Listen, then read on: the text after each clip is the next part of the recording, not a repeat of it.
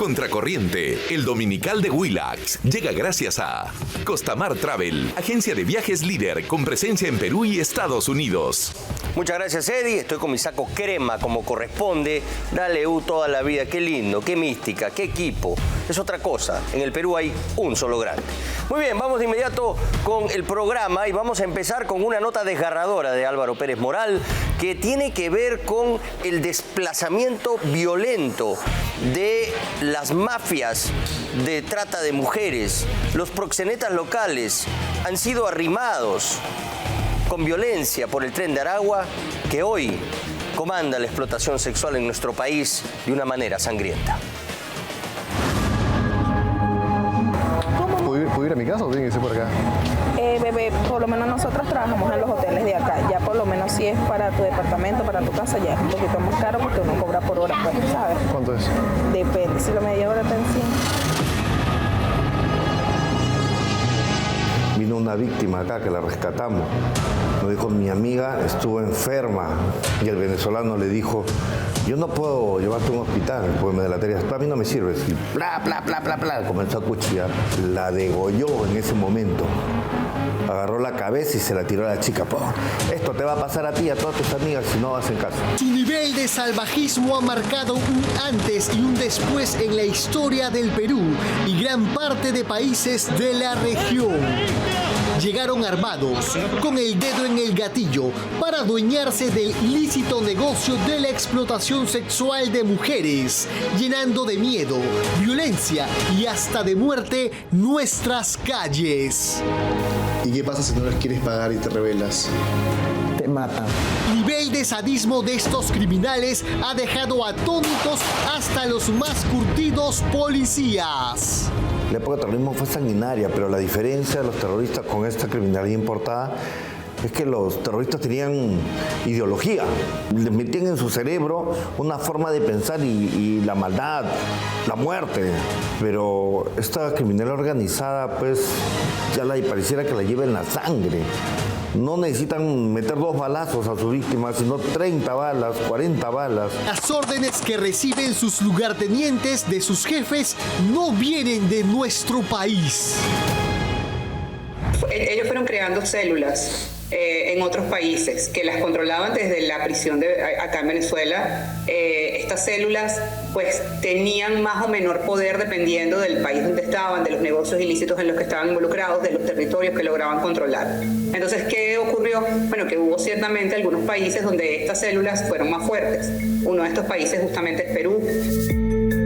Hoy, en Contracorriente, sepa todos los detalles sobre la organización criminal más grande de toda la región que opera en el Perú desde el 2017, el Tren de Aragua. Las facciones del peligroso Tren de Aragua ya tenían presencia en nuestras calles explotando sexualmente a mujeres, especialmente a inmigrantes venezolanas.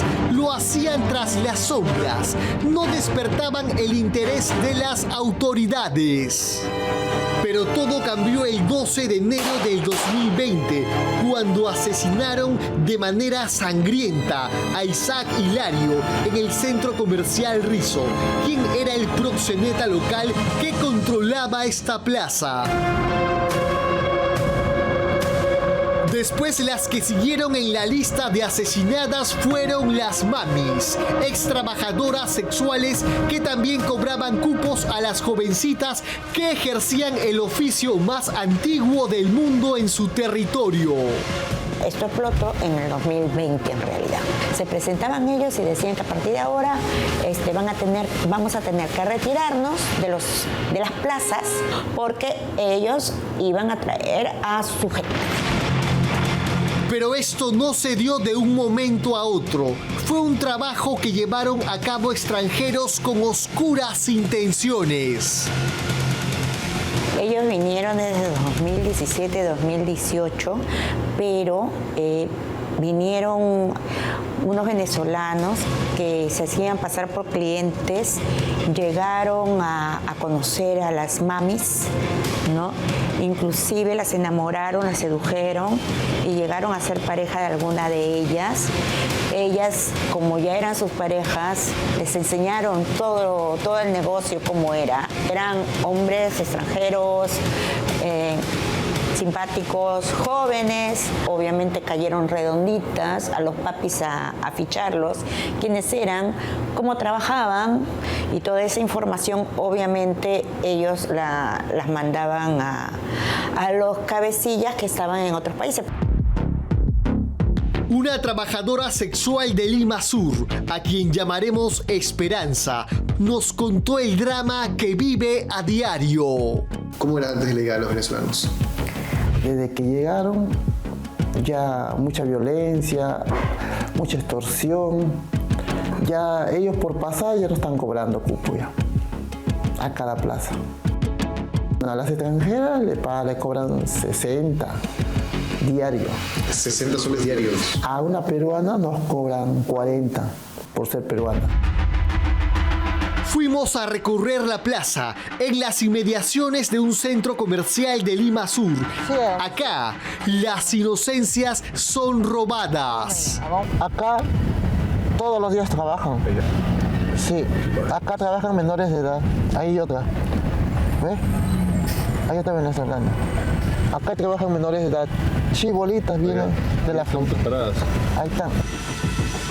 Esperanza, al igual que las otras trabajadoras sexuales, incluidas las menores de edad, saben que si no acatan las órdenes de quienes hoy las ofrecen como mercancía, pueden terminar asesinadas. Como le ocurrió a Rania Ortiz, una venezolana de 20 años a quien mataron el 2 de abril del 2024. Esta víctima del Tren de Aragua se mostraba alegre y realizando bailes de moda en su cuenta de TikTok.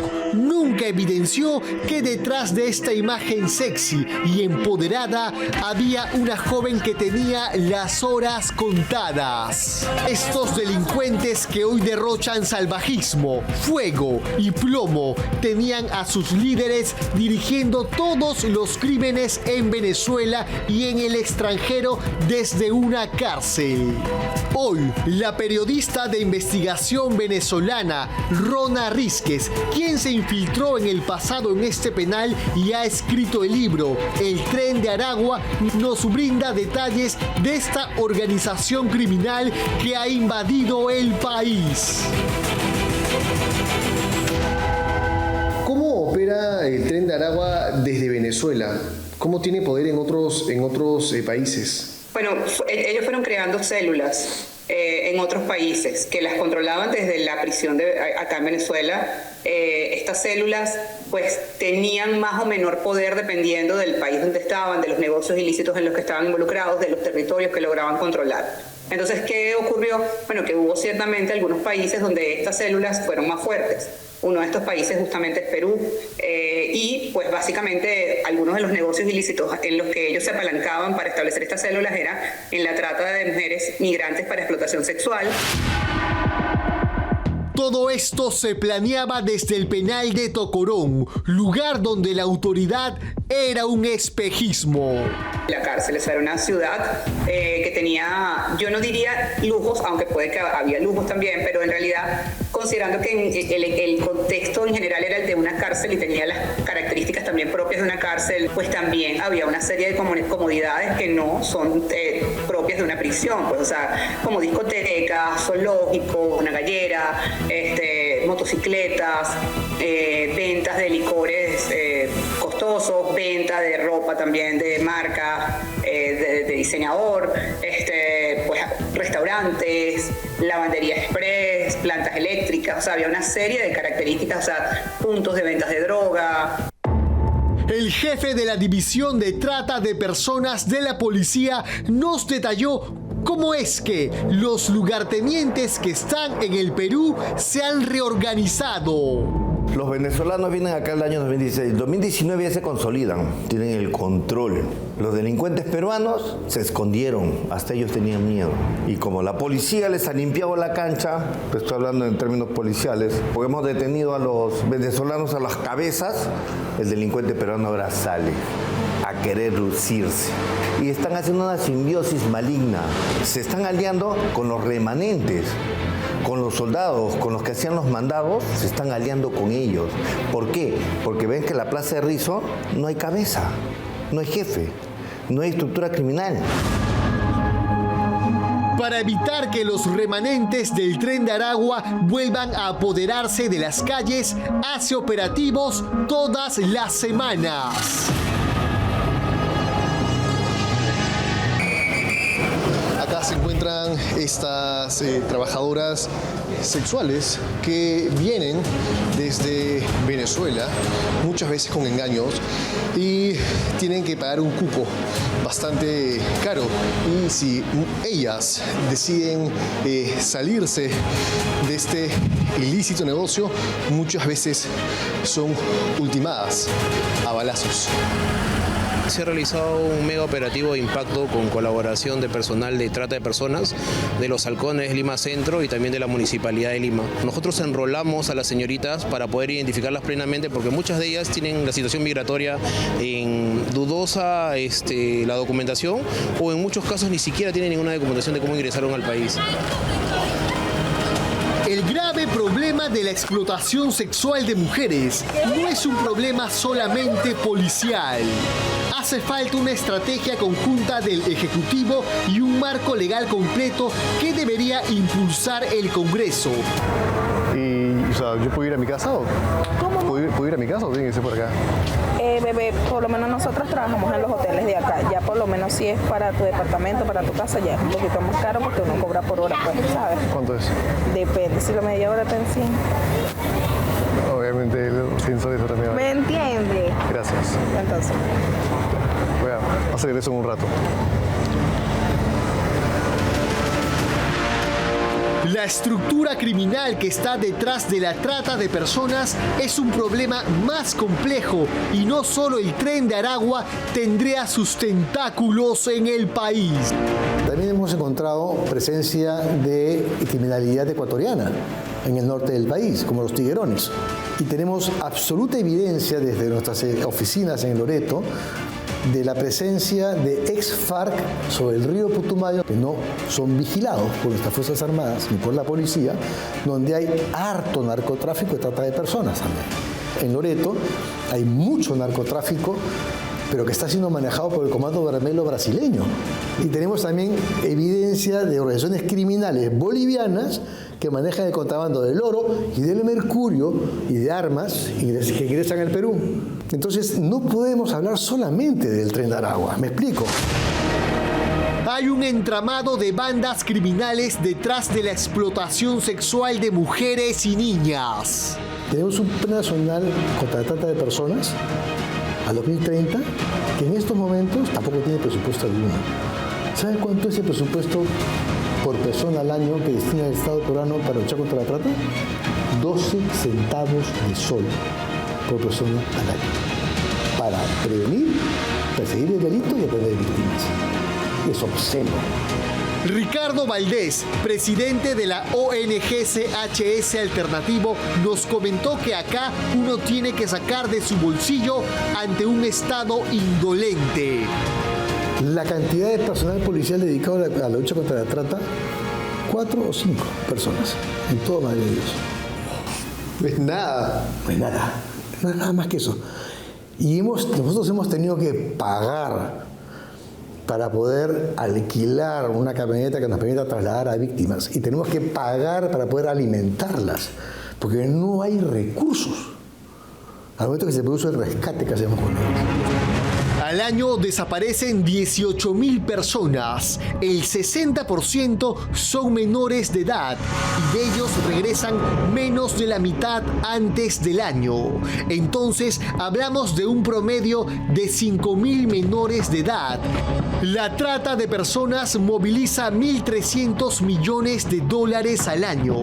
Es la segunda economía criminal más grande después de la minería ilegal.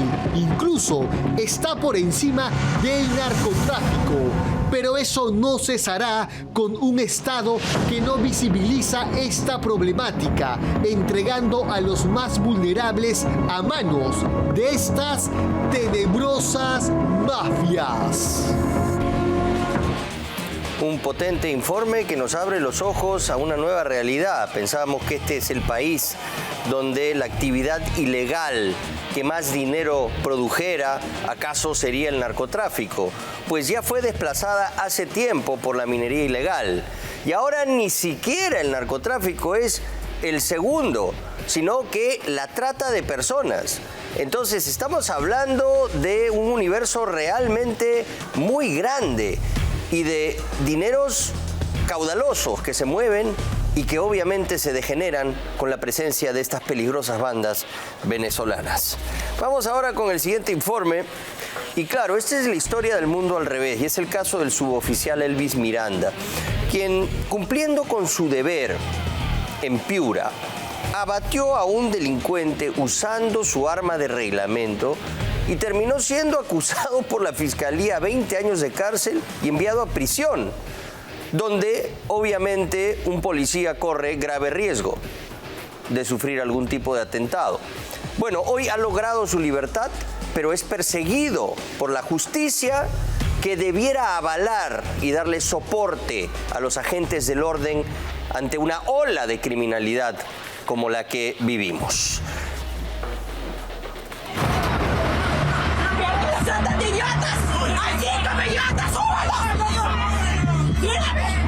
En imágenes, un valeroso policía que defendió a un ciudadano, pero que no imaginó que al apretar el gatillo de su arma contra el presunto delincuente, activaría también el interminable sufrimiento de su propia familia. Cuando me avisaron que mi hijo lo trasladaban al penal, se me vino el mundo abajo. Pensaba que no lo iba a volver a ver. En la cárcel me lo iban a matar. No quiero volver a pasar por lo mismo. Me da terror pensar que lo vuelvan a matar a la cárcel.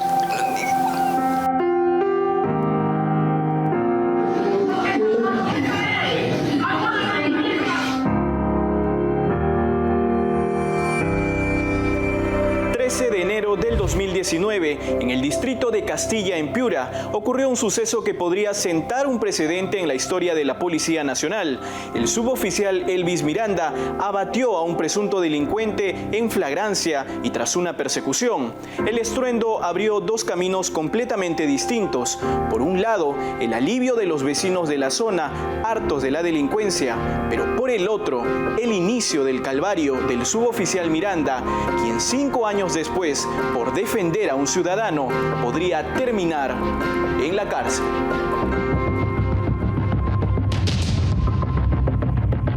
Todos los que formamos parte del Ministerio del Interior y la Policía Nacional hemos hecho un alto para expresar nuestro respaldo al suboficial Elvis Miranda ante el nuevo pedido de prisión que afronta tan solo por haber cumplido con su deber.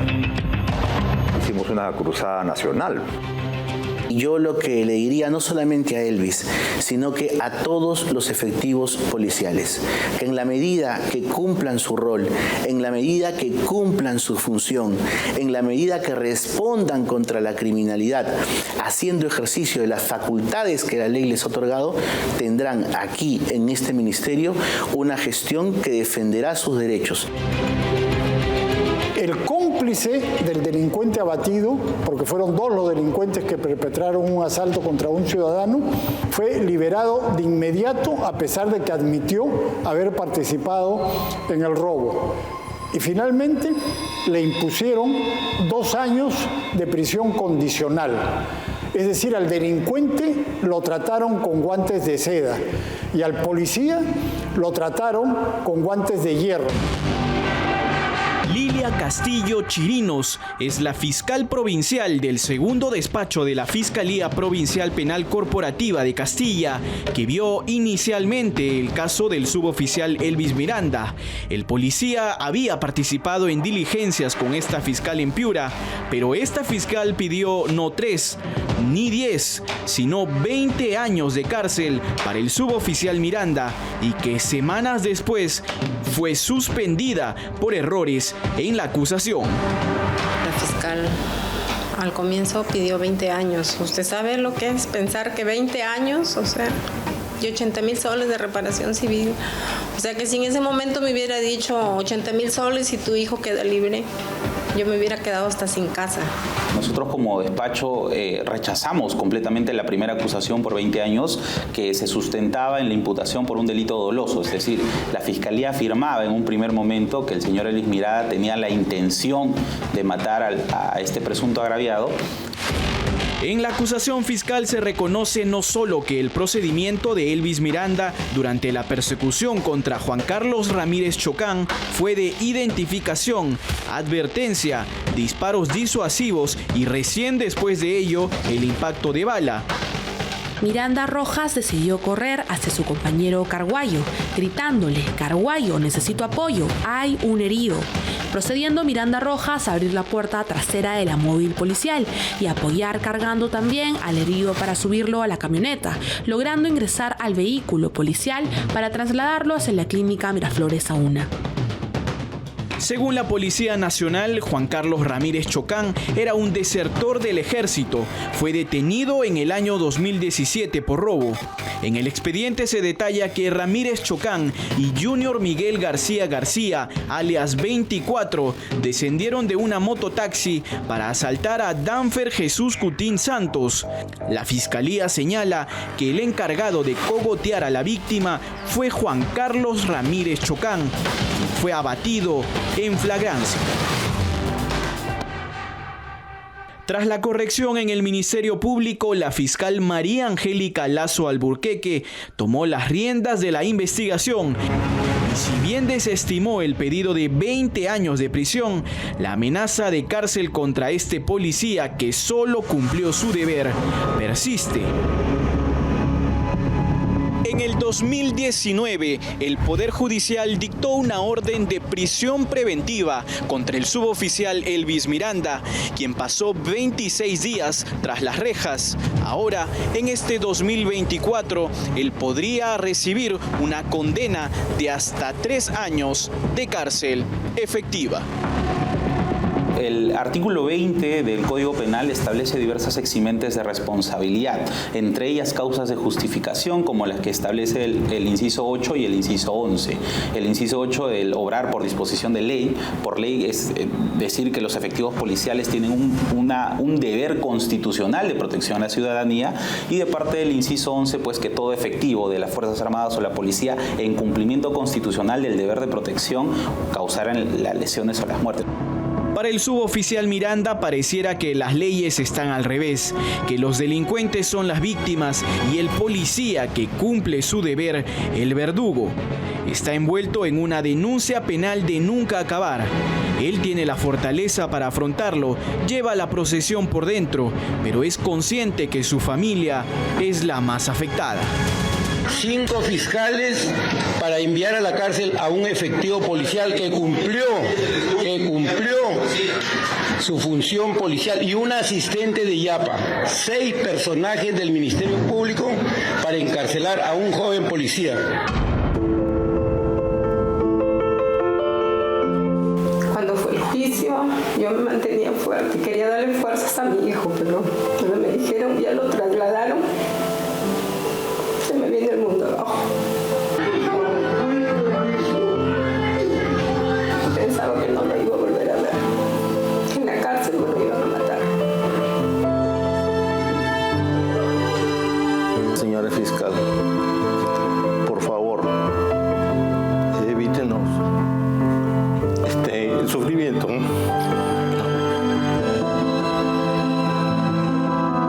Los cuestionamientos llegan de diversos frentes y se centran en el trabajo del Ministerio Público. Desde la familia de Elvis Miranda, su defensa y expertos advierten que no solo se afecta el honor del efectivo policial, sino a la moral de toda la institución. Es momento que la policía se le respete, que era lo que se hacía antes. A un policía se le respetaba. Ahora no lo respetan. El mismo Poder Judicial Fiscal ha hecho que le falten el respeto. Particularmente considero que sí. Es un hecho que afecta a la moral porque nadie espera que en el cumplimiento del deber luego termine siendo perseguido perseguido por una justicia penal. Los efectivos policiales están absolutamente comprometidos en la lucha contra la criminalidad y en la lucha contra la delincuencia común. Y lo que queremos promover nosotros hoy por hoy es esa legitimidad del uso de la fuerza y garantizarles que frente al uso de armas de fuego dentro del ámbito reglamentario y regular tendrán absolutamente todo el apoyo del sector a través de sus defensas. Respetamos completamente el actuar de la Fiscalía, pero sí muchas veces no la compartimos porque consideramos que falta un poco más de análisis sustancial de los hechos. Uno de los aspectos más preocupantes del caso Elvis Miranda es el impacto negativo que genera y que podría agravarse entre los policías. Procesos interminables como el del suboficial vienen generando un efecto de inhibición en decenas de efectivos, quienes ahora evitan actuar con autoridad y desenfundar su arma por temor a ir tras las rejas.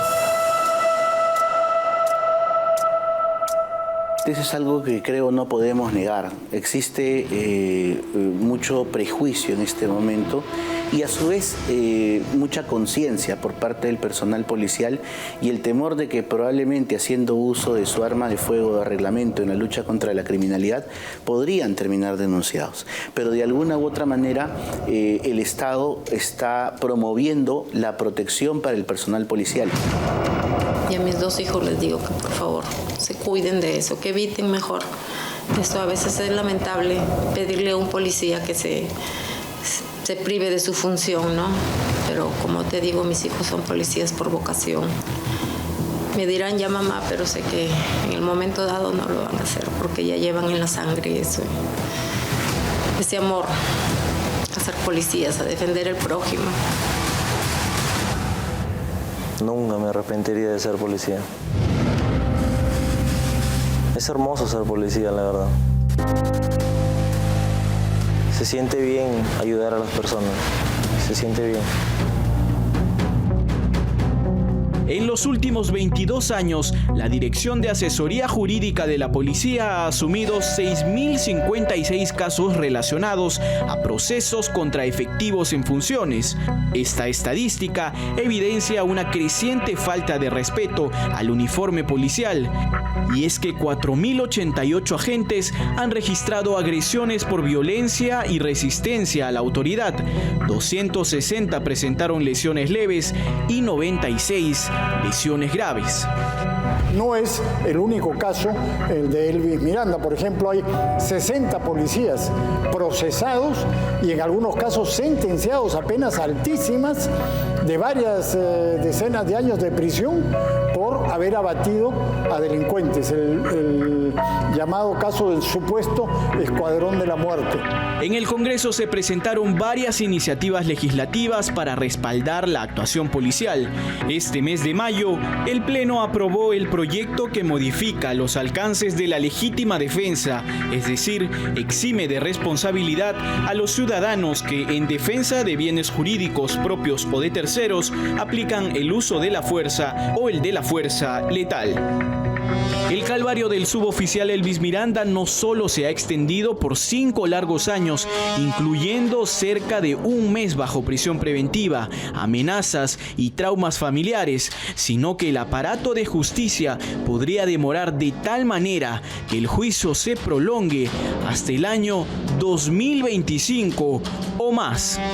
Nos está abriendo la puerta a que esto recién se dilucide después de casi 5 años en un juicio, ¿no? Que no va a ser corto, estoy seguro.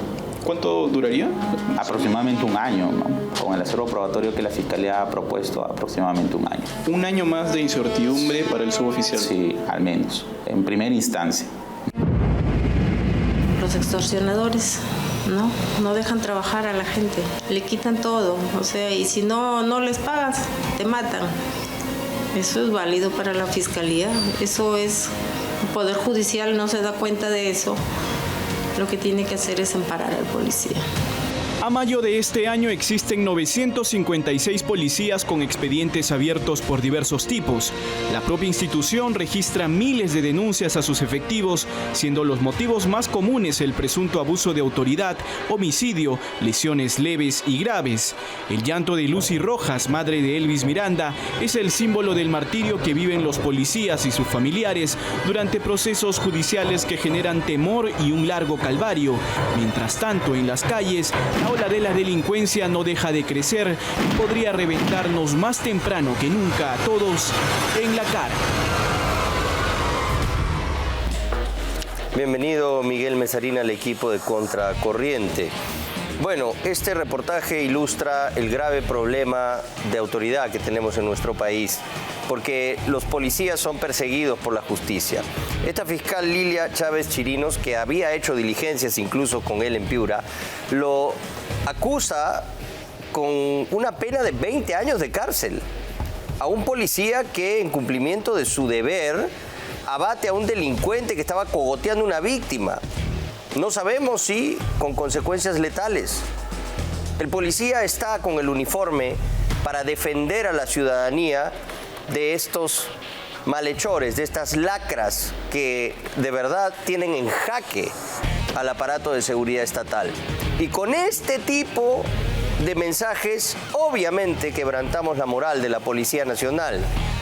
Y la policía sí está cumpliendo su deber a pesar de todo, a pesar de la falta de un plan operativo diseñado de manera eficiente y transversal para que ellos puedan trabajar de manera segura y dar golpes que acaben con la delincuencia y con las organizaciones criminales en nuestro país. A pesar de la falta de apoyo, a pesar de que trabajan muchas veces en condiciones infames, a pesar de que los heridos van a un hospital que está en mal estado, los enjuician, los meten a la cárcel y los persigue. El propio Estado, que debería ser parte de la maquinaria de justicia que busca pacificar a nuestro país, que busca luchar contra este crimen desatado. Así nunca lo vamos a lograr. Obviamente, todos los policías que son perseguidos por la justicia, que debieras estar con ellos y contemplar que efectivamente un policía tiene que cumplir con su deber, sobre todo en estas circunstancias. Considerar que es un criminal, un delincuente, y que se le mande a la cárcel al policía y que se libere al criminal involucrado en este hecho, es algo que nos demuestra que realmente en este país estamos totalmente al revés. Estamos mal. Hemos perdido el horizonte y el norte claro de cómo gobernarnos. Vamos ahora con un reportaje de Karina Aliaga sobre el FENATE, que se resiste a morir. Este grupo clandestino del magisterio vinculado al Movadef, que primero fue el SUTECONARE que lideró Pedro Castillo y que luego, precisamente por su asociación tan evidente al pensamiento Gonzalo y al Movadef, cambió de nombre en un congreso que fue además registrado por la DIRCOT en su momento, y se pusieron el FENATE. Lo primero que hizo el flamante ministro de Trabajo Iber Maraví, que también tiene antecedentes por vinculaciones al terrorismo y a Sendero Luminoso en Ayacucho, que fue el primer ministro de Trabajo de Pedro Castillo, fue legalizar el FENATE. Bueno, ellos ya fueron evidentemente puestos nuevamente en la clandestinidad, porque no los reconoce tampoco ni Patria Roja, ni el SUTEP, ni el magisterio en general, porque nunca transaron con los terroristas. Ahora ellos quieren volver por la puerta grande y resulta que un desatinado funcionario del Ministerio de Educación les abrió la puerta y los recibió, cosa que ha causado la indignación de los sindicatos de profesores y obviamente de la ciudadanía en general.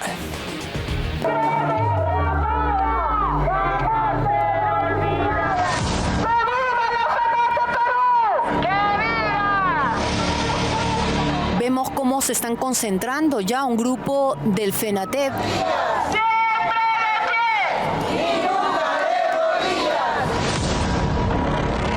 Lo van a recibir. Así es. Se va. Es con el ministro. Es el mismo ministro.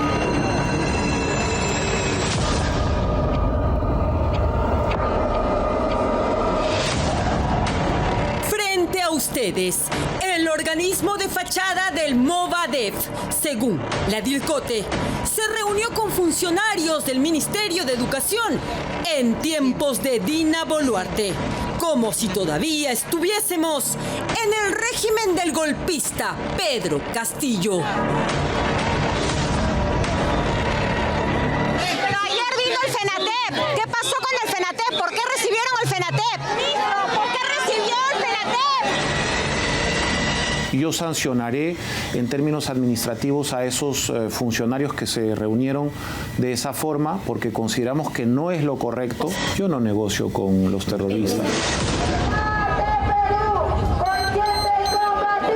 Aquí están. Ellos son la Federación Nacional de Trabajadores en la Educación del Perú, FENATE Perú, un sendero hacia el Ministerio de Educación. Estamos viendo la lista del grupo que va a ingresar. José Moisés Chipana, Segundo Vázquez González, Gregorio Daniel Cerrón, Guayguarima, Daniel Robles, Walter Guaita, Fidel Edi Vivas, Lisette Moreno. El ministro de Educación no recibió al FENATE. Fueron recibidos por un funcionario de tercer nivel dentro de la estructura administrativa. ¿Con qué permiso? ¿Con permiso de usted? Yo no di ningún permiso ni ninguna autorización. ¿Usted sabía que el FENATE había ingresado? Ni ninguna autorización de parte mía, no es necesario, es parte de la dinámica administrativa que se da entre los distintos ministerios para poder atender. A mí me parece que no es lo correcto.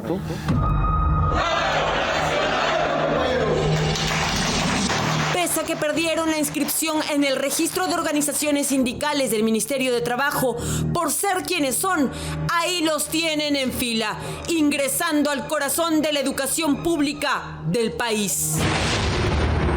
Los funcionarios del Ministerio de Educación se están sentando con gente ligada a la organización PCP Sendero Luminoso. Se va. Es con el ministro. Así es, ingresaron por la puerta grande cuando un informe de la Policía contra el Terrorismo advierte quiénes son. Es un organismo de la organización terrorista Sendero Luminoso. Aunque lo nieguen, ellos mismos dicen que no. Ellos seguramente van a negar, siempre lo han hecho. Ellos siempre se victimizan. Que nos demuestre, que me demuestre a mí, a la policía que me demuestre, a la DIRCOTE que nos demuestre que somos de ese grupo. Esta noche, los rostros del Sendero Luminoso reciclado en el magisterio y su plataforma de reclamos. Su estrategia para retomar su trabajo proselitista con los niños y adolescentes de los colegios públicos. ¿El gobierno está realmente, o el Ministerio de Educación realmente está informado qué es esta organización de profesores? ¿Qué hace el gobierno invitando a personas ligadas a Senderos Luminosos para dialogar? ¿Para dialogar de qué? José Moisés Chipana, el secretario general del FENATE Perú, es el mismo que el 15 de agosto de 2017 estuvo en una protesta de la mano con Roberto Guaraca Altamirano y Mariano Gallardo John, ambos conocidos activistas del Movadef, información proporcionada por el mismo Ministerio del Interior desde el 2009. Vincular a nuestro gremio con ese grupo es totalmente falso. Es una campaña de infamia, de calumnia, de lo más asqueroso, de lo más vil. ¿El señor Chipana es un peligro? Lo tomamos como una persona a la que, de todas maneras, como integrantes de la Dirección contra el Terrorismo, seguramente vamos a estar atentos a sus actividades y a sus movimientos. Es evidente las reuniones que ha tenido en esa ocasión con integrantes de Movadef, y Movadef es Sendero Luminoso. Pero Chipana no estaba solo. Su amigo Gregorio Daniel Cerrón Guayguarima también lo acompañaba. Según la DIRCOTE, él participó en la toma de Lima convocada por Nuevo Frente Rojo Sendero Luminoso. al señor Gregorio Daniel Cerrón lo asocia a Sendero Luminoso? Claro, este colectivo de integrantes del Nuevo Frente Rojo es un organismo de la organización terrorista Sendero Luminoso. Aunque lo nieguen, ellos mismos dicen que no. Ellos seguramente van a negar, siempre lo han hecho. ¿Qué es lo que hemos hecho nosotros para que nos cataloguen como terroristas? Gregorio Cerrón se desliga y ya no se acuerda lo que dijo en este conversatorio. Pretender sancionar a los maestros por afiliarse a un sindicato, por afiliarse a un partido político de fondo. No solamente es arruinar el pensamiento crítico y coaccionar a los maestros. Y esa es la estrategia general del neoliberalismo. Es una persona que utiliza diversas estrategias para aparentar no ser senderista, siendo en el fondo senderista. A ellos les interesa estar presentes en todas las protestas porque eso es generar caos, zozobra, generar enfrentamientos con la policía. Ellos estarían seguramente contentos si es que hubiera 2 o 3 muertos. De eso viven. Otro que estuvo bajo el ente de la DIRCOTE fue Walter Guaita López, que en febrero de 2019, en un evento filosenderista, estuvo muy cerca de Wilfredo Robles, quien purgó cárcel por terrorismo, y de Aníbal Florentino Arias, también abogado de senderistas. Participa de estas reuniones con personas vinculadas, excarceladas de Sendero Luminoso y de hecho si participa con ellos es porque tiene alguna vinculación con sus actividades. Es el neosendero, que cuida hasta lo que coloca en sus banderolas y lo que clama en sus lemas. Anteriormente ellos salían a protestar con las figuras de sus dirigentes de Sendero Abimey Guzmán y todos los miembros de la cúpula central. Posteriormente también utilizaban lemas ligados a ello. Eso lo han dejado de lado. Ese es el neosenderismo. Poco a poco siempre van andando al filo de la navaja para evitar de que eso constituya algún delito de apología al terrorismo. Otro rostro que nos llamó la atención fue el del excongresista Jorge Rimarachín. Aparentemente él no es parte, porque él no es un docente, pero da mucho que pensar porque él es una persona muy ligada a Pedro Castillo. Si está muy ligada a Pedro Castillo, obviamente, seguramente que él hace algunas coordinaciones. Probablemente ellos estén planificando, o sea, ellos nunca se van a quedar con las manos cruzadas. En medio del paro convocado por el FENATEP, también estuvo presente Daniel Robles, del Comité de Movadef de San Martín de Porres, Lima, según la DIRCOTE. Hoy el pueblo salió a luchar por el FENATEP Perú, se desarrolla en base al autosostenimiento, en base a una economía del bolsillo de los maestros. Entonces, ¿qué hay que hacer, compañeros? Hay que coadyuvar en todo momento en las redes, no solamente que ser pasivos. También ahí viene cierta responsabilidad de repente en los funcionarios del Ministerio de Educación que, conociendo de que ese sindicato ya no está vigente, su inscripción ha sido anulada, les ha permitido su ingreso. FENATE Perú, para nosotros, comunidad especializada, es la continuación de CONARES-UTEP. Y CONARES-UTEP ha sido un órgano generado de Sendero Luminoso. Pero eso no es todo. La DIRCOTE reportó la presencia de activistas del Comando Nacional Unitario de Lucha, CENUL, Asociación de Organizaciones Sociales, Gremiales y Políticas en Perú, que lideró y buscó unificar la protesta antigubernamental denominada Tercera Toma de Lima. Según la policía, los líderes de este comando son Noel Jaime Tarazona y Andrea Valderrama Campos. También estuvo presente el exministro Carlos Gallardo. Hay que reconocer que el terrorismo existió, pero que fue derrotado. Decir que está vivito y que sigue avanzando y que está en los colegios es alejarse de la realidad, es mentir. Mientras la DIRCOTE y los especialistas encendían las alarmas por la cuestionada reunión en el Minedu, el SUTEP, único gremio de educación reconocido por el Estado, también salió a las calles en un paro nacional.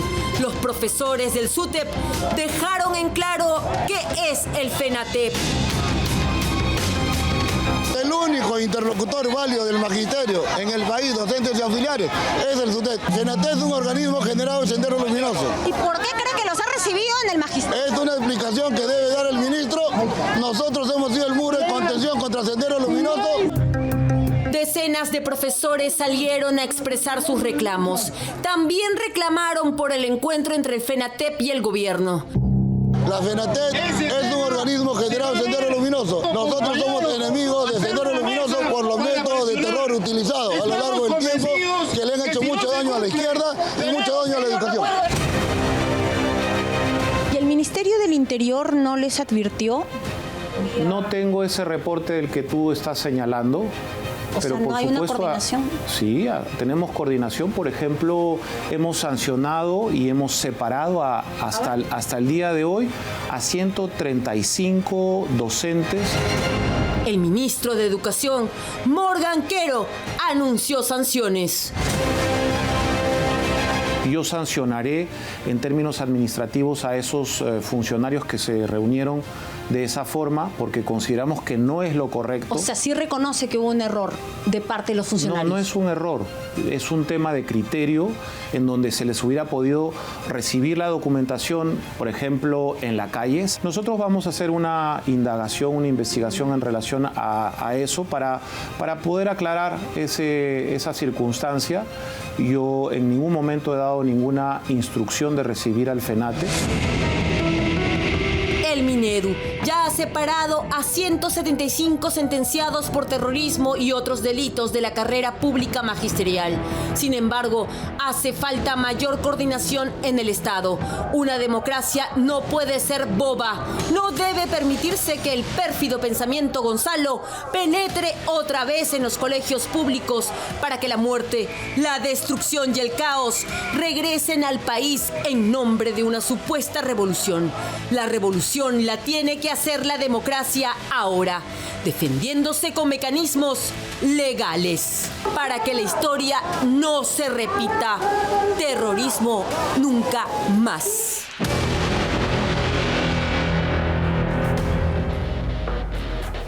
Y está bien, porque el ministro de Educación, Morgan Quero, tiene eso claro. Es más, ha tenido duras declaraciones en contra de profesores vinculados al terrorismo que aún están ejerciendo y ha anunciado que ya tiene 135 docentes identificados y que han sido, por supuesto, removidos de sus cargos. Pero el gobierno, en su totalidad, tiene que tener claro que estos han sido sus peores enemigos. En los momentos de la mayor crisis de nuestro país han estado detrás de las tomas de Lima, han estado maquinando cómo derrocar de manera violenta a Dina Boluarte. Y por eso es que efectivamente se les quita esta legalización que se hizo del partido tras bambalinas. Creo que es la primera gestión oficial que hace el ministro Iber Maraví en su momento. Y entonces, si el mismo gobierno entiende que son sus enemigos, que están allí en contra de los intereses del magisterio y de los sindicatos de educación, en contra del propio Patria Roja, que no los reconoce, que están infiltrados desde una mentalidad severa, desde el pensamiento Gonzalo, senderista, y los reciben. Los que han querido destruir este gobierno son bienvenidos, ¿no?, en el Ministerio de Educación para escuchar, ¿no?, sus argumentos, para ver si les dan la oportunidad de nuevamente infiltrar el Estado y destruirlo desde adentro. Es una locura, ¿no? El funcionario del Ministerio de Educación que ha permitido esto debe ser inmediatamente separado de su cargo y realmente revisar, ¿no?, si acaso no hay alguno de estos filosenderistas metidos aún ahí en el Ministerio de Educación y que están haciéndole daño a la actual gestión del ministro Morgan Quero. Vamos con el siguiente reportaje esta noche y es un reportaje de Maricelo del Castillo muy delicado. Ninosca Chandía Roque es la actual presidenta ejecutiva del Instituto de Radio y Televisión del Perú. ¿no?, que maneja la televisión nacional, TV Perú, y la radio nacional, que son las señales de mayor penetración, de mayor alcance, llegan casi al 99% de peruanos. Pero bueno, desde un principio se criticó su nombramiento porque ella había sido asesora de prensa de alto nivel de la presidenta Dina Boluarte. Y el presidente ejecutivo del IRTP no debe estar al servicio del gobierno de turno, sino al servicio de todos los peruanos. La línea editorial del canal de todos los ciudadanos del Perú tiene que ser limpia y objetiva, neutra, digamos. No tiene que ser un aparato de propaganda en favor del gobierno de turno, cosa que parece es la idea que tiene Dina Boluarte. Pero lo que hemos visto es que en su primer año ella ha estado dándole trabajo, curiosamente, a los amigos del hermanísimo Nicanor Boluarte que vienen de la municipalidad de Pueblo Libre. Así que ahí vemos nuevamente la influencia del buen Nicanor Boluarte, ¿no?, tratando de meter a su gente en puestos claves, al parecer a cambio de sostener a esta mujer poco preparada para este puesto y que tiene una serie de cuestionamientos que ustedes van a ver en el siguiente reportaje que realmente les van a sorprender.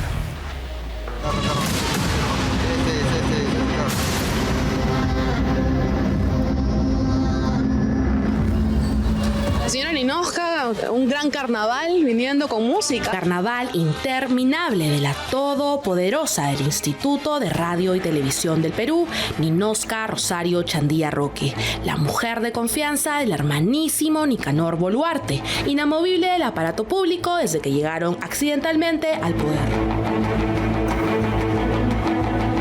Esta noche en Contracorriente, los amigos del hermano presidencial, con plaza y contrato en el canal de todos los peruanos de la mano de Ninosca Chandía. ¿Por qué estarían metiendo amigos de Nicanor Boluarte en puestos claves del IRTP? ¿Amigos? Viajes, amiguismos, despilfarro del presupuesto público y poder de la presidenta ejecutiva del Instituto de Radio y Televisión del Perú, IRTP, el canal y la radio de todos los peruanos, en la peor gestión en la historia de esta institución. Esta última gestión de la señora Ninosca Chandía es la peor que se ha pasado en la institución, ¿no?, con este tema de favoritismo de sus allegados. Significa directamente un vínculo, el cordón umbilical entre el IRTP y Palacio de Gobierno. Pero ¿cómo logró la neófita Ninosca Chandía ocupar la jefatura de IRTP? Volvamos unos años atrás, cuando el país estaba en manos de Ollanta Humala y como viceministro de la cartera de trabajo Nicanor Boluarte Segarra. Fue entonces que Ninosca Chandía tuvo un salto de suerte y pasó de asistente con recibo por honorarios a directora de comunicación e imagen institucional del mismo ministerio. Años después, la Virgen se le apareció otra vez a Ninosca Chandía. La hermana de su amiguísimo Nicanor era vicepresidenta de Perú Libre y flamante ministra de Desarrollo e Inclusión Social. Fue nombrada otra vez a dedo como DIRCOM del MIDIS. En diciembre del 2022, Dina Boluarte se convirtió accidentalmente en presidenta y Ninosca Chandía fue llevada a Palacio como directora de comunicaciones estratégica. Poco tiempo después, le confirieron el cargo de presidenta ejecutiva en el IRTP. La gestión de la señora Chandía es la peor que nosotros hemos vivido en estos largos años. Con el tema de los despidos arbitrarios sí se viene dando. Tenemos muchos compañeros que les llega su carta o memorándum, ¿no?, de despido 15 días antes, sin ningún tipo de razón. Aún no ha cumplido un año al frente de IRTP. La lega y suertuda Ninosca Chandía ha acumulado sustentadas críticas y cuestionamientos válidos por su gestión errática y con indicios del mal manejo de los bienes públicos. Los despidos arbitrarios han sido justificados por la medida de emergencia de recorte de gastos, pero al parecer solo los trabajadores pagan ese precio. 5 días en Miami fueron aprobados con la firma de la ministra de Cultura Leslie Urteaga para que la presidenta del IRTP haga acto de presencia en la presentación internacional del Inti Raymi y luego use su tiempo para hacer turismo desenfrenado en Miami Beach. Ha pasado un gran tiempo en la playa y en lugares turísticos de la ciudad, más que para el evento en sí. Tendrá que ella dar las explicaciones del caso. $11.320 de la plata de todos fueron utilizados para otro viaje de Ninosca Chandía, esta vez a España por 6 días. Hizo que la incluyeran tardíamente en una mesa de debate sobre los retos de la televisión iberoamericana. Es una verdadera afrenta para todos los trabajadores del IRTP y para los peruanos que se derroche el dinero de esa manera. La presidenta debería ser la última persona que viaje y solo que demuestre a través de un convenio, de un acuerdo, que favorezca y redunde para mejorar los servicios que da tanto TV Perú como Radio Nacional. Pero Ninosca Chandía no solo haría un mal uso de los fondos de IRTP, sino también de la imagen de la institución. Hola, soy Ninosca Chandía Roque, presidenta ejecutiva del Instituto Nacional de Radio y Televisión del Perú. Y estoy estudiando mi tercera carrera de Derecho en el campus de Los Olivos de la Universidad César Vallejo, gracias al programa Sur. Si yo lo puedo hacer, tú también lo puedes hacer. Solo es cuestión de cumplir tus sueños. Anímate. Es un hecho calificado de escandaloso y que viola el Código Penal. La presidenta del IRTP se paseó por las instalaciones de la institución para grabar un spot publicitario de la Universidad César Vallejo. Específicamente estamos hablando de un delito de peculado doloso. Sanciona a cualquier funcionario público que hace uso de cualquier manera de bienes que le son confiados, en este caso bienes públicos, para una finalidad distinta a la que precisamente deben de destinarse. Tiene una pena que puede ir desde los 4 hasta los 8 años de prisión. No solo puso las instalaciones del canal al servicio de una universidad privada, también entregó material audiovisual de propiedad del IRTV para ser utilizado en este spot. Pero no es la única manera en la que Ninosca Chandía es agradecida con la universidad donde estudia Derecho. También lo hace de otras formas. Queríamos hacer las preguntas puntuales nomás. Queríamos saber cuál era su relación con la señora Ninosca Chandía, la presidenta ejecutiva del IRTP. ¿Usted ha sido su profesor de universidad? Soy profesor docente de la UCB, sí. ¿Usted le ha enseñado a la señora Ninosca? Correcto. Él es Julio Díaz Paz, profesor de Derecho Penal en la Universidad César Vallejo, que tuvo la suerte de tener a Ninosca Chandía y a su todavía esposo, el suboficial de la policía, Jorge Luis Asenjo Yucra, como alumnos y luego recibir órdenes de servicio en el IRTP como asesor legal por un total de 40.000 soles. ¿Cuál fue su función en IRTP? Como usted lo ha dicho. ¿Qué dice ya? ¿Qué ha sido usted? Ahí está mi orden, pues. ¿Pero qué ha sido usted? ¿Me puede? Pero díganos. No, pida. Porque usted debía saber qué se hace, porque estamos aquí por eso. La información es pública. Puede usted ir y pedirla. Pues pídalo. Estamos aquí, señora, acá están públicos. Ahí está. Queremos saber de su boca qué es lo que usted ha hecho. ¿Cuál es su relación? El profesor consuerte de la señora Chandía no recuerda las funciones que realizó en el canal de todos los peruanos, a pesar de que su último pago fue en enero de este año. A mí no me vincule. Yo soy amigo de la señora Ninosca porque soy su alumno y también soy mi jefa. Hay muchos amigos, mucho amiguismo dentro de la institución. Nosotros no hemos dado cuenta, no que seamos ciegos, ¿no? Porque nosotros convivimos con todo el personal. Buscan que haya huecos de personal para que puedan meter a su gente, la señora Chandía, ¿no? No solo a los amigos de Ninosca Chandía, también a los de Nicanor Boluarte. Los puestos de jefe de informática y de jefe del área de logística estaban preparados especialmente para los amigos del primer hermano de la nación, quienes trabajaron con él en la municipalidad de Pueblo Libre, cuando fue nombrado como asesor del despacho de la alcaldía. Martín Eloy Tubías Montoya y Jaime Loyola Granda fueron los beneficiados con estos puestos estratégicos en el IRTP, aprobados por Ninosca Chandía Rojas. ¿Por qué estaría metiendo amigos de Nicanor Boluarte en puestos claves del IRTP? ¿Amigos? Sí, amigos. Acá está la institución, mire. El gerente de logística y gerente de informática. Cesaría. Todo tema administrativo lo veía el gerente general y a sus... De esta forma, apuntando con el dedo, la fichada de Nicanor se libera de toda responsabilidad, pero sus acciones la ponen al descubierto y muestran su obediencia a las peticiones de su padrino Boluarte. Este memorándum evidencia el particular interés de la directora del IRTP al pedir informes detallados que contabilicen las plazas gas disponibles en la institución. Fuentes de Contracorriente confirman que esto responde a la condición que le pusieron a Chandía para entregarle la presidencia ejecutiva del IRTP, dar carta abierta y entregar plazas a la gente de confianza de Nicanor Boluarte, nuevamente otra institución del Estado controlada por el hermano presidencial.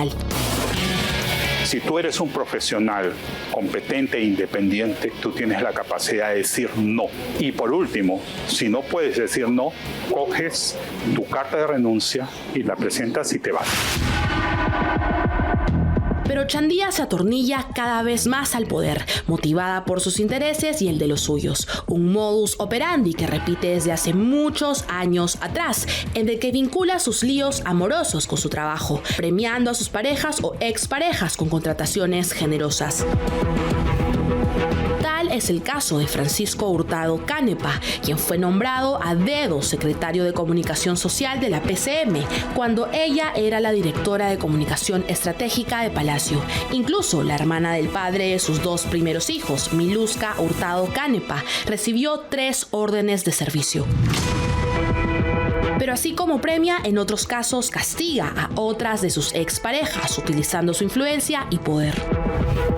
En el 2019, Ninoska Chandía interpuso una denuncia por supuesto homicidio y tentativa de feminicidio al padre de su tercera hija, el abogado Álvaro García. Denuncia que hasta el día de hoy sigue en proceso, pero que fue dada en exclusiva 3 años después en un programa televisivo.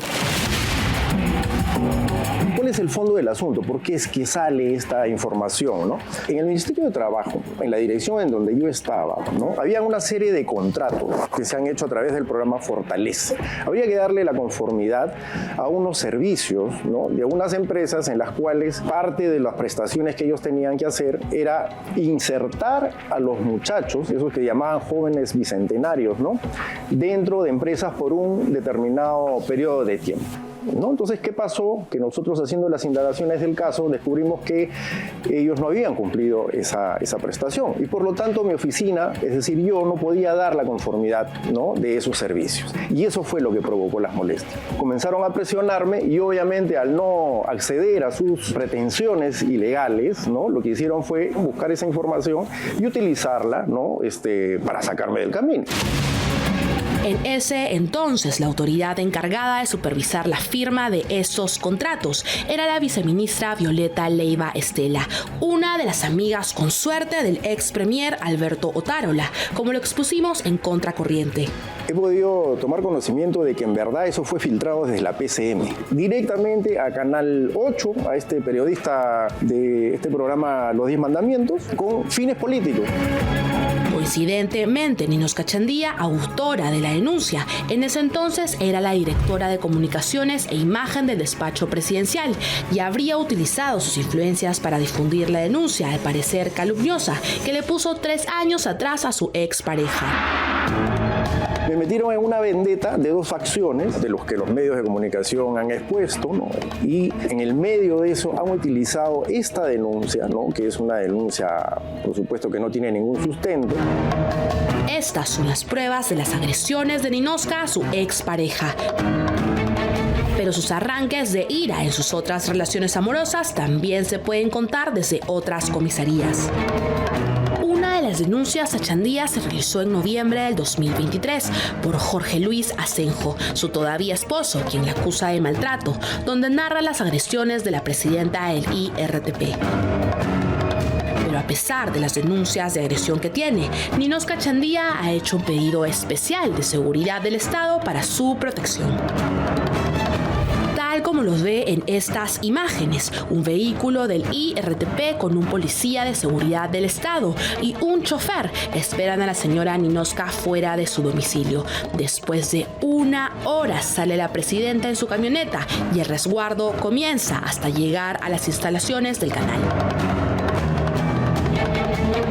De que seguridad del Estado pueden tener los ministros, jueces que lidian diariamente con organizaciones criminales, pero ya a una presidenta de una institución que en rigor no corre riesgos por el ejercicio propio de su función, pues yo creo que sería desproporcionado y arbitrario otorgarle seguridad del Estado. Más despilfarro de dinero de la presidenta del IRTP a costa de todos los peruanos, pero esto no perjudicaría en lo absoluto su cuenta bancaria. Según su declaración jurada de ingresos, bienes y rentas de 2022, como directora de comunicación del MIDIS, declaró 150.000 soles de patrimonio y hoy, 1 año después, su patrimonio incrementó en más de 200%, acumulando más de $500,000 de soles, incluyendo la compra de una camioneta del 2023, valorizada en más de 160.000 soles. Es una profesional de las comunicaciones, usted mismo lo acaba de decir, tiene mucha experiencia, ha estudiado y creemos que va a conducir de la mejor manera y con la independencia que todos queremos este importante órgano de comunicación del Estado. La primera y única reunión que tuvimos con ella, le hicimos saber de que algunos contratos eran entre 7.000 soles y lo que atinó a decirnos la señora Chandía es que en todas las instituciones del Estado se daban. ¿Por qué en la institución no? Hicimos silencio en ese momento, ¿por qué? Porque ahí nos dimos cuenta la clase de personas que habían ingresado, ¿no? Este es el perfil de la presidenta del IRTP y la realidad lamentable de su gestión es evidente.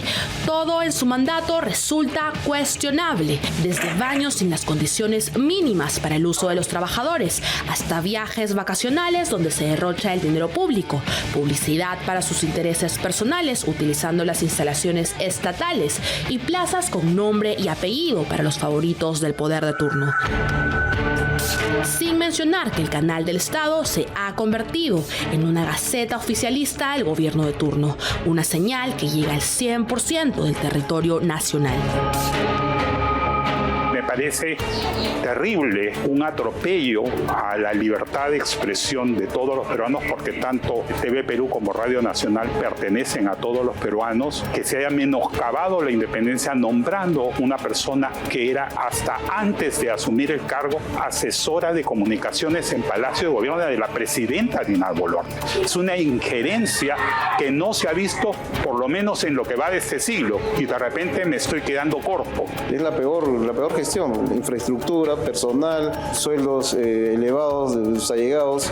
¿Qué más? ¿Hasta dónde nosotros para tocar piso tenemos que sentirnos unos insectos dentro de la institución?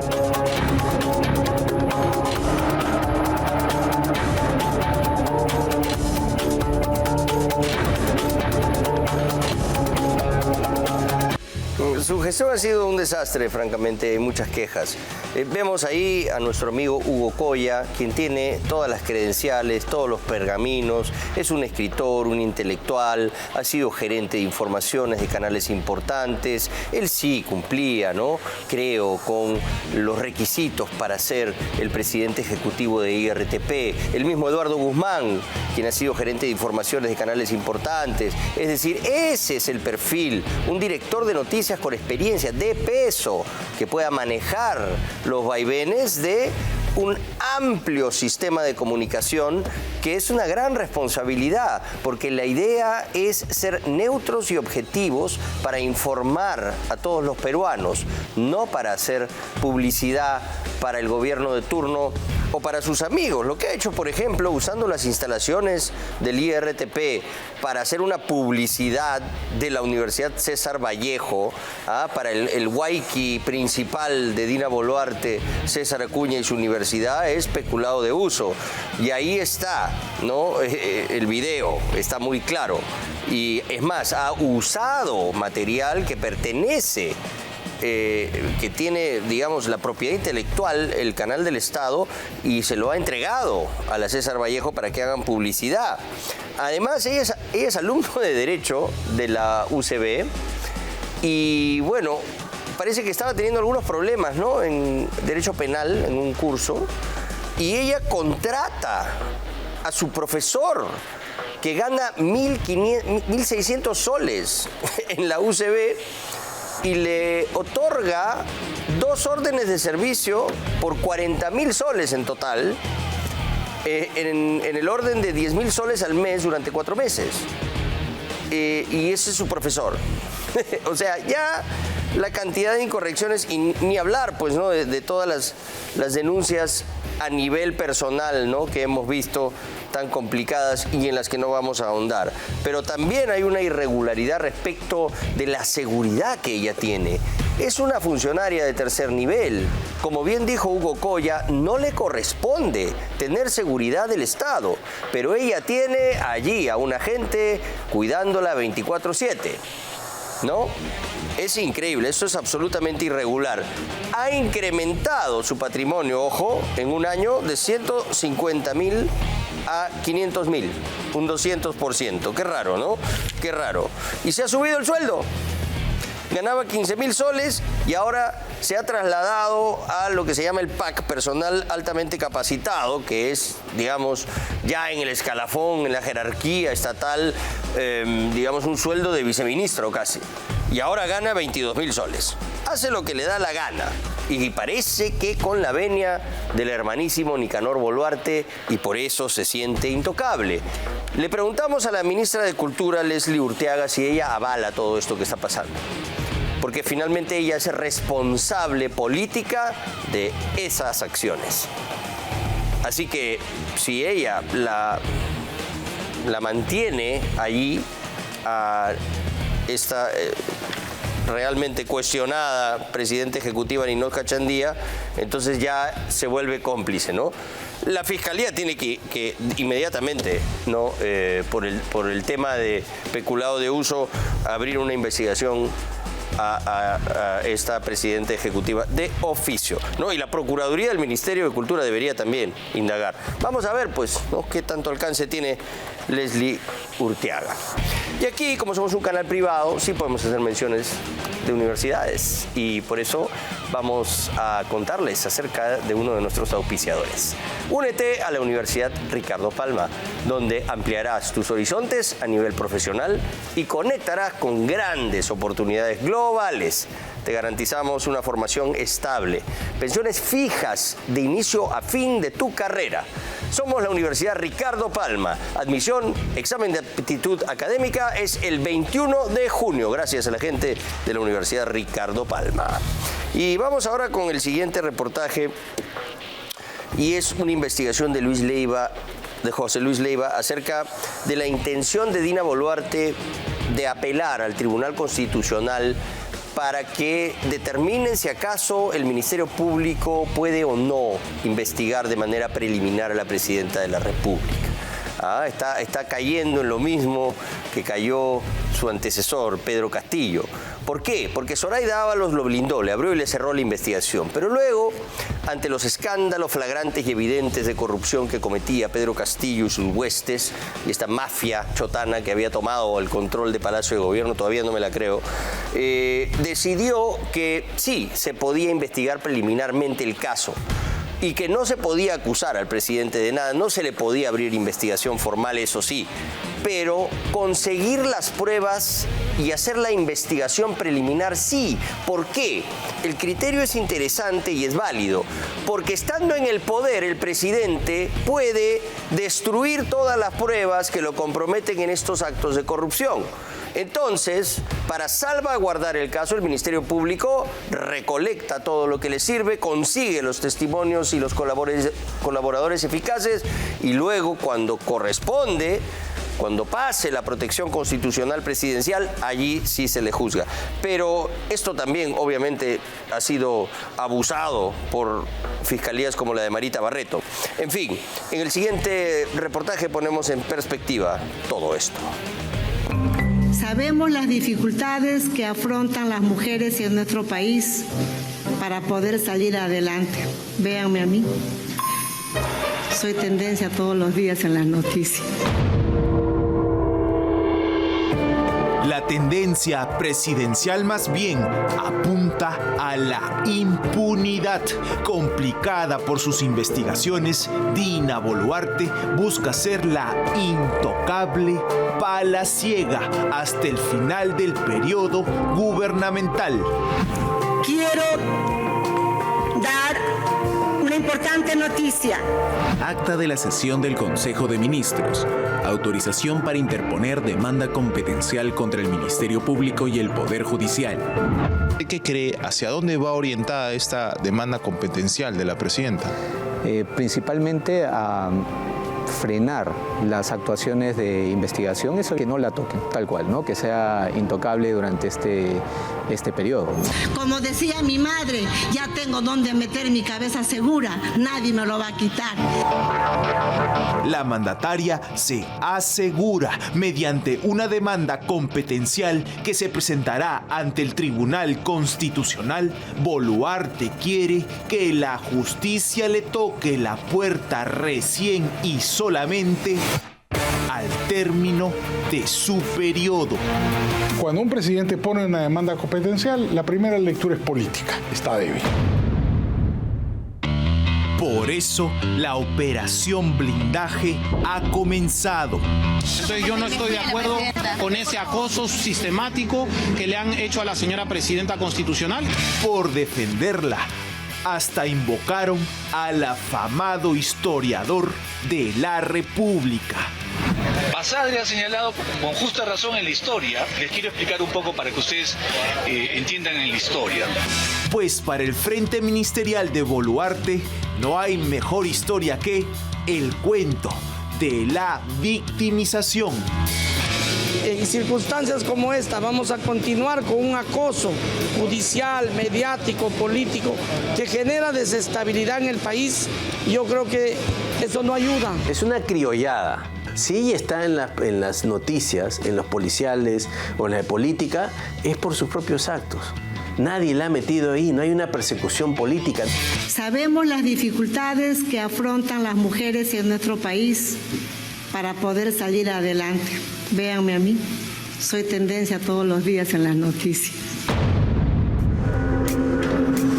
En sus discursos, la presidenta arranca sonrisas, hasta promete hablar seguramente largo y tendido por la amistad.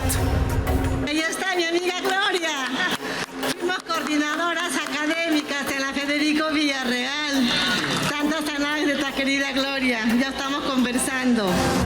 Pero para hablar ante los medios no tiene ni un minuto. Hoy domingo, la amante de los Rolex y joyas de oro y brillantes cumple 50 días sin declarar a la prensa.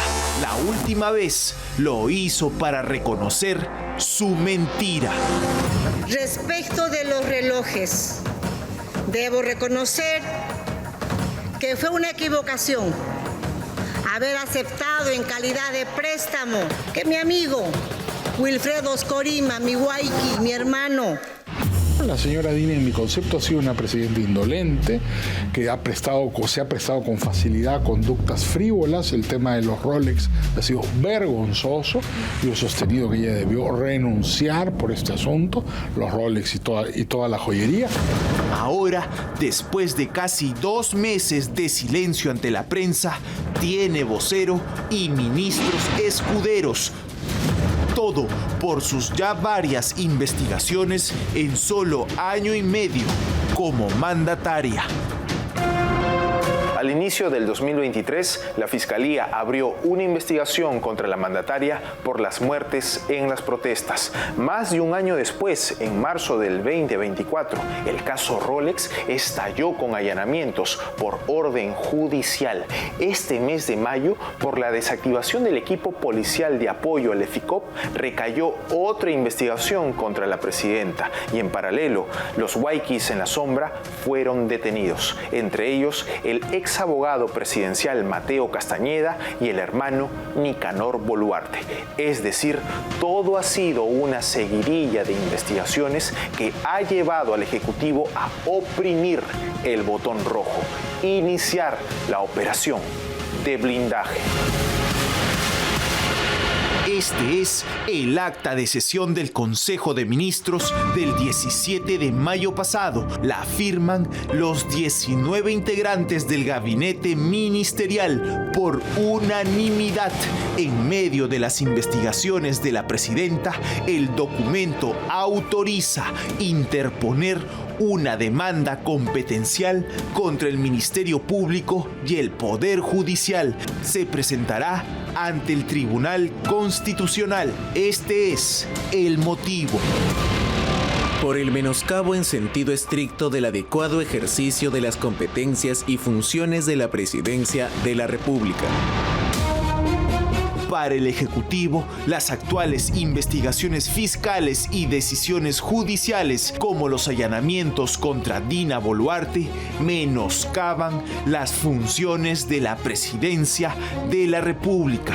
El Tribunal Constitucional debe definir si un jefe de Estado en ejercicio puede o no ser investigado preliminarmente durante su mandato, como se ha hecho con Pedro Castillo y Dina Boluarte. Bueno, todo eso lo va a tener que establecer el Tribunal Constitucional cuando resuelva esta sentencia. ¿Qué puede hacer y qué no puede hacer? La policía, el fiscal y el juez. Lo que ya existe es lo que ya se determinó alguna vez con Castillo, ¿no? Que sí se podía investigar de manera preliminar a los presidentes. Y ya ha habido pronunciamientos previos, por eso no sé cuál será el futuro de la demanda competencial de la doctora Dina. Sabíamos que no iba a ser fácil. Nada nos distrae, al contrario, más nos concentramos. Los esfuerzos de la presidenta en realidad se concentrarían en obtener una super inmunidad, volverse intocable hasta la impunidad, que la justicia no le llegue hasta el final de su mandato. Tal parece que no es por defender la institución presidencial, sino por blindar a la mandataria. Todos estos argumentos están más vinculados con la tutela de los intereses de la presidenta.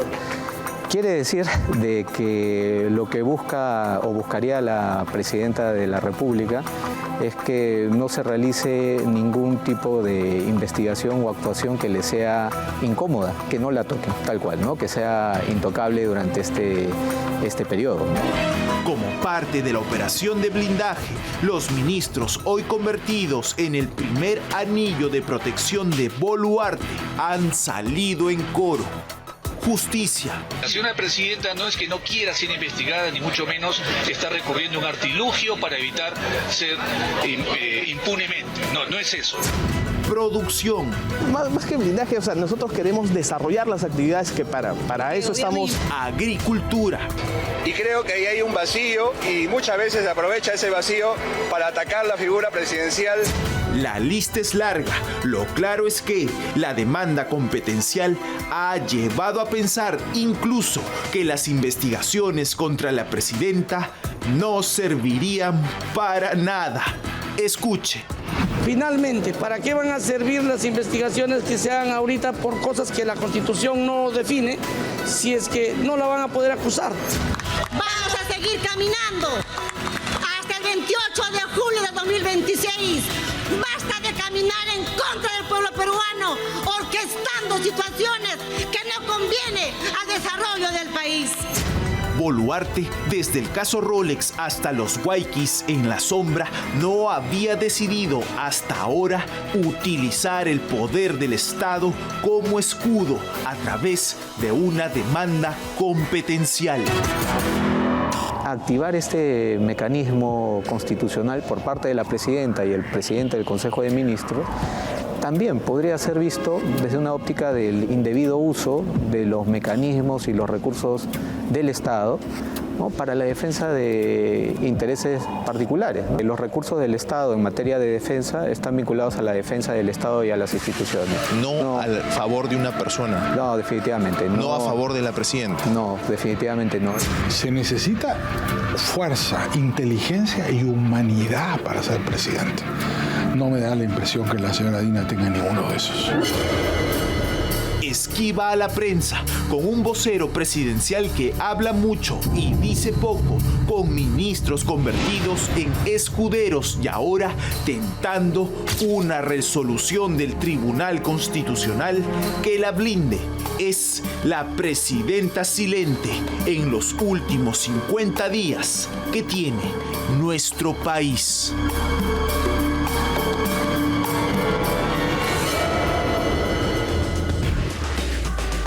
Bueno, lo que se hizo durante el gobierno nefasto de Pedro Castillo parece que fue la decisión correcta y es precisamente por lo que se sancionó en el Congreso y se inhabilitó a Zoraida Ábalos, que se ha vuelto a meter por los palos. La han recibido con globos y pétalos hasta su despacho, aunque eso todavía no es nada seguro.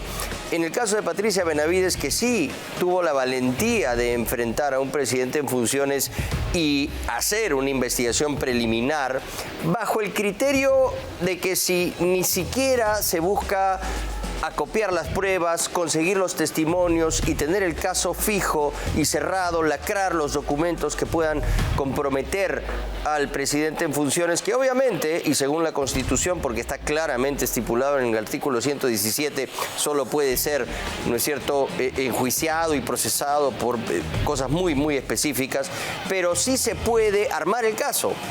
No se le acusa, no se le investiga formalmente, entonces no estamos yendo en contra de la Constitución, pero estamos garantizando de que las pruebas y el caso se sostengan en el tiempo.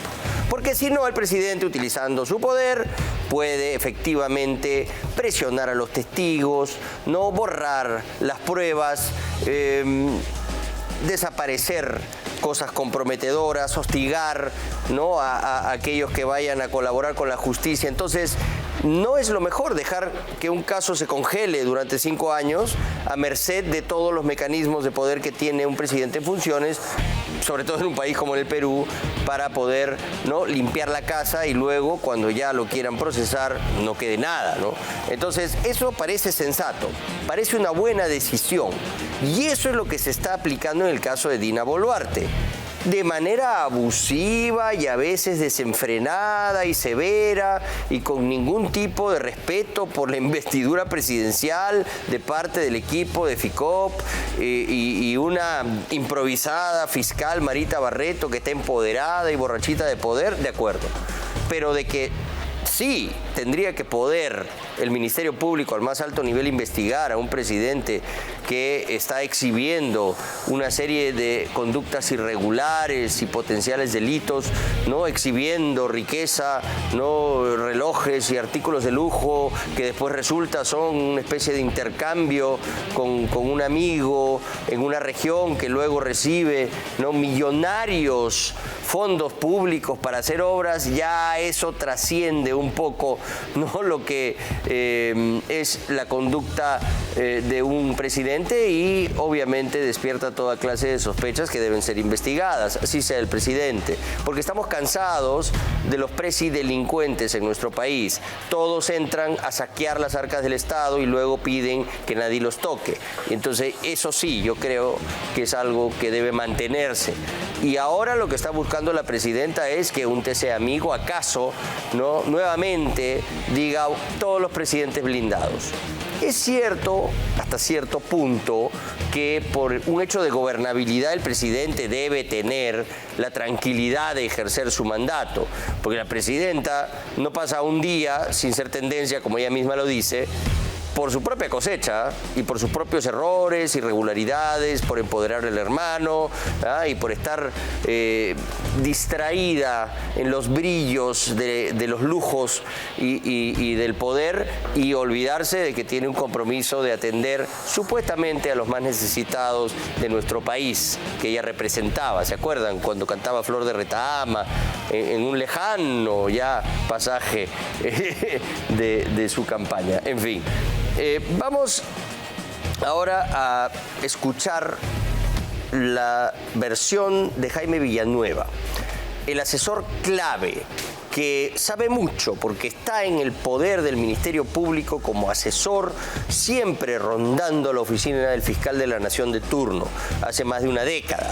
Sabe mucho y ha reconfirmado que todo lo que él ha hablado, no solo ante FICOP, donde sí es un colaborador eficaz, sino también ante Delia Espinosa, que investiga a Patricia Benavides, y también ante el fiscal Alcides Chinchay, que investiga a Gustavo Gorriti, Rafael Vela y José Domingo Pérez, de quien sabe mucho este señor y ha reiterado algunas cosas que son realmente incómodas. Pero claro, los caviares dicen: solo en los casos que nos convienen dice la verdad, y en los que declara en contra de nuestros intereses miente, así, con el más absoluto descaro. Estamos en un contexto difícil para el Ministerio Público. Seguramente vio que la recibieron con pancartas, con globos, con corazones a la señora Zoraida. Y ella, no solo en la mañana, en otro momento ha dicho que todo lo que usted dice es mentira, para empezar, ¿no? Miren, yo lo que quiero reafirmar es que estoy en un proceso de colaboración, y más allá del proceso de colaboración tengo una convicción de tipo personal. Primero, de reconocer que hemos estado fuera de la legalidad, que he cometido varios errores, varios delitos también. Yo estoy afrontando eso, estoy haciéndome responsable de los actos que he cometido, y estoy en un camino de decir la verdad, de tratar de reparar, de restaurar el daño causado. Yo pido perdón a mi familia, a la ciudadanía, por todo eso, y en ese sentido lo que yo puedo decir es que todo lo que yo estoy diciendo es verdad. Todas las personas que yo menciono saben que lo que yo digo es cierto. Acá no hay ninguna intención, ninguna direccionalidad. Hay un compromiso de asumir una responsabilidad y responder con la verdad a las interrogantes que se planteen. Que haya una intención exprofesa de querer dirigir esto hacia una persona, no es así. Acá lo que está diciendo el señor Villanueva es: él asumió un compromiso personal, moral, con convicción, de aceptar su responsabilidad con relación a los hechos que se le atribuyeron en un primer momento, y en el marco de un proceso de colaboración brindar información. Y eso es lo que él está haciendo. Algunas personas postulan, dice, como Villanueva, cuando es testigo todo es falso, solamente es verdadero lo que él dice cuando es colaborador, pero como testigo... Mira, descartamos eso porque, primero, hay una interacción entre defensa y representado, y tenemos las cosas bien claras. Hay que decir la verdad donde sea, cuantas veces sea requerido, y a pesar de que asumir y repetir muchas veces algunos hechos sea doloroso. Yo no sufro de esquizofrenia y tampoco niego la realidad de los hechos que han sucedido, los estoy afrontando. Soy la misma persona en todos lados. Yo estoy relatando hechos en los que yo he participado o de los que tengo conocimiento, y ya serán las autoridades fiscales y judiciales las que determinen la responsabilidad. ¿Puede ser que periodistas también estén implicados o solo magistrados? Mira, todas las personas que yo he mencionado saben que lo que yo estoy diciendo es cierto. Tema sensible para nosotros como colegas. Hay periodistas, por desgracia, metidos en esto. Ustedes han tenido acceso, desconozco cómo, a alguna serie de declaraciones. Saquen sus propias conclusiones. Ya el señor les está diciendo de que él no miente. Entonces ya es mayor análisis al respecto, ya correspondería a ustedes. Doctor Villanueva, por desgracia hay colegas nuestros metidos en este puesto. Por favor, les pediría que... Lo que ya les comenté antes, yo estoy en el camino de la verdad, no estoy actuando por ningún interés político, como se ha dicho, sino que estoy señalando la verdad, no soy operador político de nadie. El señor Vela ha dicho que yo soy operador político, yo descarto eso no es cierto. Él sabe que lo que yo estoy diciendo es la verdad. Yo estoy relatando los hechos que han sucedido, ¿no? Hay incluso elementos que la Fiscalía podría buscar y corroborar lo que estoy diciendo. Eso está... Pero el fiscal de la Nación, cuando usted es testigo, el fiscal de la Nación, por desgracia, no hace nada, solo lo hace cuando usted es colaborador. Opiniones, yo no puedo decir eso. Bueno, él habla en plural, o sea, no dice yo, sino entiende que es parte de una organización más grande, que no solo comprende el momento en el que Patricia Benavides era asesorada por este señor, sino va mucho más atrás y cuenta los orígenes de la relación entre Gustavo Gorriti y Pablo Sánchez, cuenta cómo fue el encumbramiento de Rafael Vela, cuenta cómo en la sede de IDL conversaban sobre cómo ¿no? Adiestrar a José Domingo Pérez para que se victimice y diga que le han roto la chapa de la llave y así aparentar que había una campaña, ¿no? Maligna para invadir su privacidad y acaso sustraer documentos de la mafia fujimorista que se quiso inventar, ¿no? Todo eso él lo cuenta, pero en esos casos, ¿no? Los voceros de esta ideología perniciosa para nuestro país, ¿no? De estos progresistas que no llegan al poder por votos, pero encuentran la manera siempre de copar instituciones importantes, como ya lo hicieron en el Ministerio Público. Ya devolvieron a Zoraida Ábalos, a Rafael Vela, que están tan comprometidos, ¿no? Con todo esto como la propia Patricia Benavides, ¿no? Pero a ellos no les pasa nada, pues, porque son del cogollo, de la cofradía, y ya tienen una junta de fiscales supremos a la medida, y están muy contentos. ¿Y qué va a pasar? Porque Pablo Sánchez es investigado por el fiscal Juan Carlos Villena, por ejemplo. A la hora de elegir al próximo fiscal de la Nación, si van a ratificar a Villena, ¿el investigado va a votar a favor de su investigador? Vean ustedes el cambalache que se ha armado. Lo que tiene que hacerse ahí es un cambio total. Se tiene que hacer una reingeniería y buscar un mecanismo legal, constitucional, que respete la independencia del Ministerio Público y ya sacar a estos sujetos, a todos, porque están ahí desde hace décadas, se van pasando de mano en mano el poder y la verdad que ya nadie les cree. No dan ningún tipo de garantía de que el Ministerio Público esté obrando en búsqueda de la verdad y la defensa del Estado, sino manipulado, utilizado como una chaira para dañar a los enemigos de algunos y para encumbrar y no dormir las investigaciones, como por ejemplo la de Susana Villarán, que va a entrar a juicio recién el 2025. De una funcionaria del Estado que sí cobró una coima de 11 millones y por la que pagamos los peajes más caros de la región hasta el día de hoy, que se vaya en su piscina en el sur y no pasa nada. ¿Quién tiene el caso? José Domingo Pérez. Pero para él es más importante embarrar a Keiko Fujimori que llevar a justicia a alguien que sí ha admitido recibió millones de 2 empresas brasileñas corruptas. Así es el doble rasero caviar que gobierna el Ministerio Público y lo hacen delante de ustedes. Y se burlan encima porque reciben con globos, con pétalos de rosa a Zoraida Ábalos y le refriegan en la cara a la población que ellos ahí hacen lo que les da la gana. Así que piensen bien, ¿no? Piensen bien en lo que nos están haciendo, porque de ahí va a venir una embestida feroz que va a arrasar con todo. Y el objetivo, miren ustedes, Jorge Luis Salas Arenas ha dicho que se va en noviembre. Ya, pero si se tumban a Dina Boluarte antes de noviembre, él queda como presidente del Jurado Nacional de Elecciones. ¿Nada? Les dejo eso para que vayan pensando nomás en qué es lo que podría pasar en estos meses. Muy bien, vamos a hacer una mención antes de irnos al corte. ¿Quiere bajar de peso? Prueba Sotilité. Sotilité contiene entre sus ingredientes 4 extractos de plantas naturales conocidas por contribuir a bajar de peso, eliminar la grasa corporal, acelerar el metabolismo y mejorar la digestión, sintiéndote saludable naturalmente. Las cápsulas quedaron en el pasado, ahora las gotas de tu Sotilité son el nuevo aliado. Encuéntralo en las principales cadenas de farmacias a nivel nacional. Hacemos una pausa y volvemos con más aquí en Contracorriente.